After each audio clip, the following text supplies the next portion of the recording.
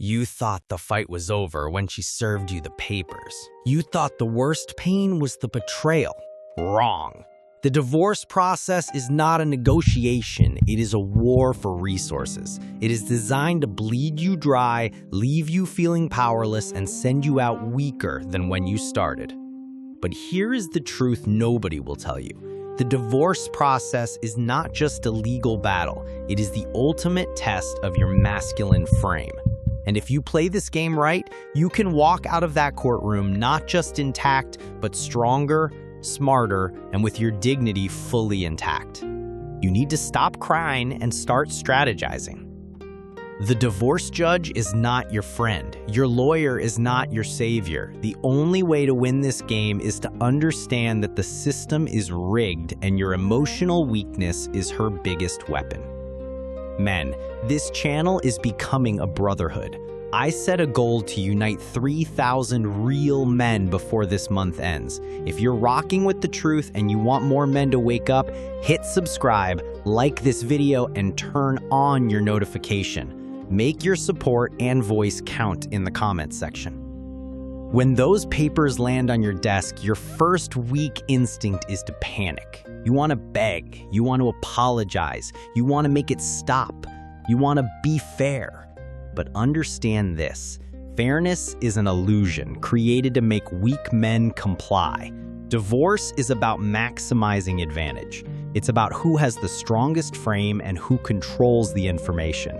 You must use this time to rebuild your life, not mourn your past.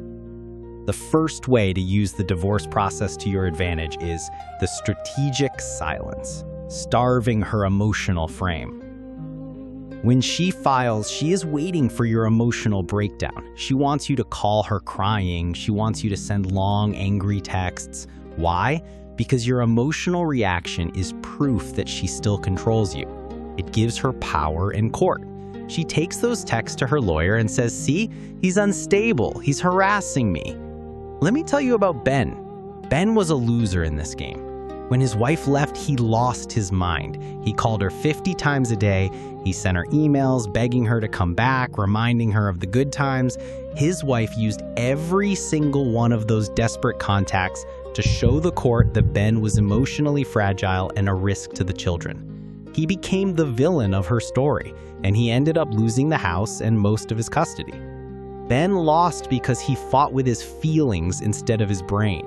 He gave her the ammunition she needed to win. The winner's move is silence. You talk only through lawyers. You never react emotionally. You treat her like a business partner in a dissolving contract. This silence is not about avoiding conflict. It's about terrifying her. When you don't chase, she asks herself, "Why isn't he begging? Is he stronger than I thought? Does he have a plan?" Your silence forces her to doubt her power and puts you back in control of the emotional reality. The second way to maximize your advantage is the financial fortress, controlling the information. Most men get lazy during the marriage. They let the wife handle the money, they don't track the assets. When divorce comes, she has the full story and you are starting from zero. This is a fatal flaw. If you are just now waking up to the true psychological game being played in relationships and you want to learn how to keep your frame strong through any storm, I need you to commit right now. Take a quick second to hit that subscribe button, drop a like, and leave a comment. We are building the knowledge base that saves men from these traps. I knew a man, let's call him Alex. Alex was a winner because he prepared. The moment his wife started acting distant, he quietly made copies of every single financial document. Bank accounts, retirement plans, debt records, everything. When she finally filed, her lawyer was ready to accuse him of hiding assets. But Alex was ready. He handed his lawyer a clean, organized package of every number, proving his transparency and making her lawyer look sloppy and aggressive. Because he had the full story, he controlled the narrative. He was able to force a quicker, fairer settlement because her attempt at emotional manipulation was immediately blocked by cold, hard facts. Knowledge is power, but prepared knowledge is financial security. You must treat your finances like a military operation, not a family scrapbook. The third and most powerful advantage is the public reframe, building a better life now. Your ex-wife and her friends are watching you.